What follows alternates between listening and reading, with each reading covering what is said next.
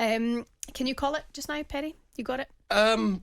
Not top four. I could probably just say the position that Arsenal in, they should be nailed on for top four. I'm not saying that they're going to win the Premier League, because I don't think at the moment, we're talking about the squads later on, is quite strong enough. So if they don't end up in top four, I think that would be seen as a failure this season. Whereas Arsenal fans just snapped your hands off beginning the season, if that's what you were saying at this stage. Are you just saying that Arsenal can't win the Premier League because of Manchester City's strength, or is there something else you're concerned about? No, I think it's a combination of Man City's strength we mentioned earlier, with the strength in depth in the squad. Man City have got a player for every position, 2 players for every position, and if there's a player that gets injured, there's not a considerable drop off in that player that's coming in.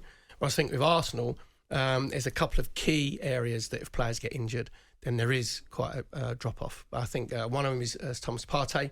In that centre midfield area, obviously, the way that he passes through teams and he controls the game from that base, and he gives then Granit Xhaka and Odegaard the licence to have their movement in front of him. If a centre-half gets injured as well, because Gabriel and Saliba have been excellent, Rob Holding comes in. And Rob Holding's a very, very good player. Yeah. But then I still think they need to sign maybe a centre-half. So I think Arsenal need 2 or 3 signings in this transfer window. I mean, do you think you're going to get that? I think they'll try. Mudryk, obviously, they're from Shakhtar Donetsk. Mm-hmm. All depends how much money. Arsenal think that they don't have too much money, because they keep comparing it to Cody Gakpo, don't they? Yeah. Who's gone? But you can't compare the 2 different players from 2 different clubs, and how much one club wants and how much another club is prepared to let them go for, because that's up to Shakhtar Donetsk how much they think they can eke out of Arsenal. So Arsenal can't then say, you've got to be realistic, because no selling club is ever realistic. You always ask for as much money as you possibly get. You've got till the 15th of February until Arsenal face Manchester City. Do you think you're going to hold top of the table until then? There's a big January coming up for Arsenal. You've got some big games. Exactly, yeah. I think Newcastle, Spurs and Manchester United. So, that's too far in the distance to worry about Man City at the moment. So Arsenal fans just be pleased.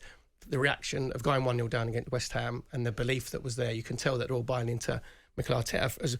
So if Man City's, as far as they're concerned, then we mentioned about the Champions League, coming in. So they're going to have obviously a dual sort of targets. And then if you look at Newcastle... Yeah, fair play to them. You have to say the job that Eddie Howe's done there is... I know that I think he's going to be sort of the interim manager before Newcastle then kick on if they get in the top 4, and then they go Champions League, and then they have to get higher profile players. But the job that he's doing and the signings that he's made and the way that he's made them so compact, but then they're very exciting going forward as well. And if you look at... I think they've kept 5 clean sheets at last 7 games. I think you're the best defence record in the Premier League. Yeah, one of the best defensive records, and they haven't conceded more than 1 goal in the last 13 games in all competitions. Wow. So he's got them nicely set up, and they didn't have any Callum Wilson. Obviously, when they beat Leicester, and Chris Woods obviously scores his penalty, and he's a different sort of centre forward. But it's the way that the players have improved under Eddie Howe.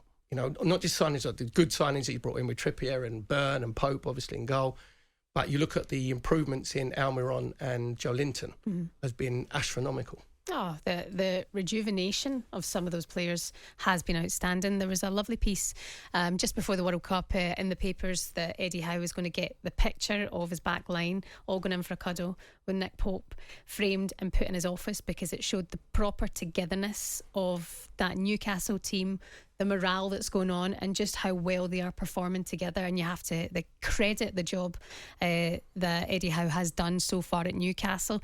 Can they get top 4? Will they stay there this season, Perry? I think that might be just a little bit too far from him. And he's actually said as well that I think a big target of theirs will be the FA Cup. Yeah. Because Newcastle and the fans want a domestic trophy. It's been far, far too long. It's back in the 50s, I think, last time they won a domestic trophy. So that'll be one of their goals as well. But getting into Europe would be incredible. Yeah, if you just said again, it's a it's a transitional period, and he knows the pressure that he's under because of the money that Newcastle have now.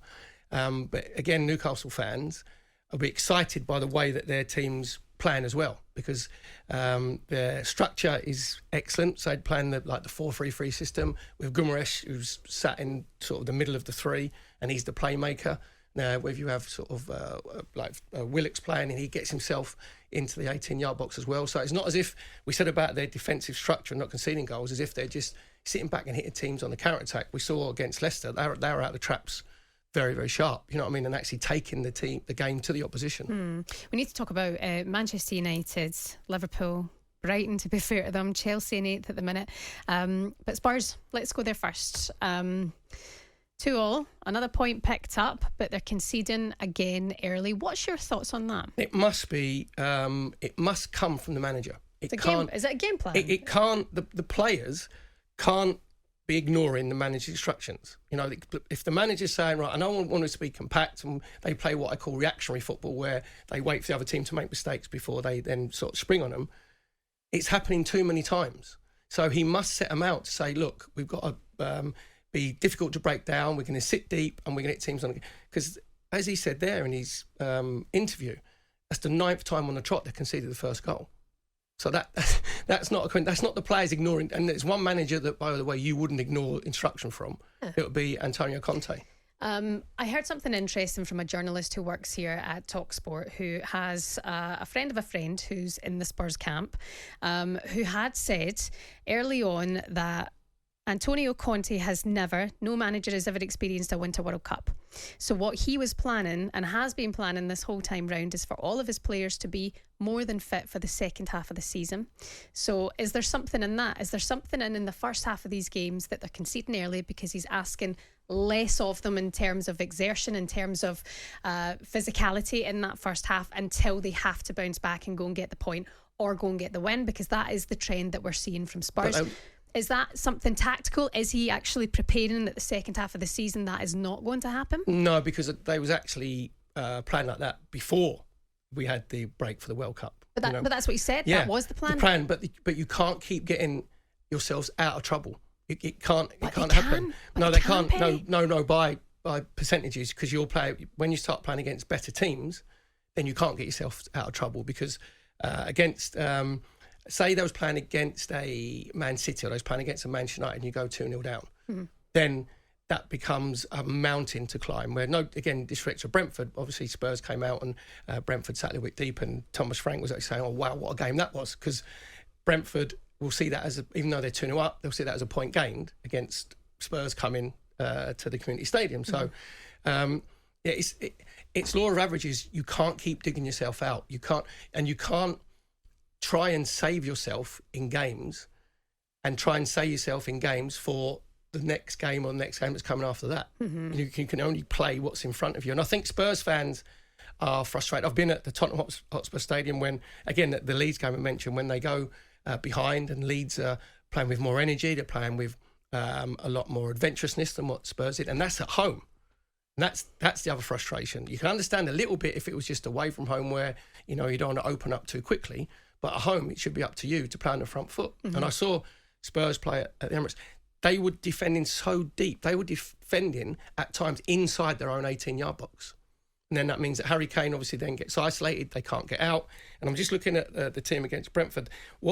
He can't make up his mind in the wing-back positions. Who's going to be his sort of first choice wing-backs? It's Perisic and Doherty, obviously against Brentford. But in the past, you've had Emerson Royale playing there, you've had Session playing there. It's been strange that Jed Spence hasn't had his chance, because he's perfect for the way that Spurs play. And there might be a little bit of politics in there, where the reports are that maybe it wasn't sort of a Conte signing, which I can't believe myself, because Antonio Conte, I don't think would have players that come into the club without he say so. So it's just a bit of a strange one. So he can't make his mind there. When Bentancur doesn't play in the centre midfield, then they miss that sort of creativity. So I hope personally that they don't sign anybody in the transfer window, and because he's got his contract, isn't he, up at the end of the season. And if they don't back him in this transfer window, I think a lot of Spurs fans are really worried that he could be gone. But they are also frustrated the fact that they keep conceding early on. Like the Spurs fans, anybody who I'm talking to, cannot handle that anymore. You know, it has to change this second half of the season. Let us know your thoughts. 81089 is the number to get in touch with the studio. At talkSPORT on Twitter as well. If you fancy, give us a bell if it's safe to do so. 03717 223344.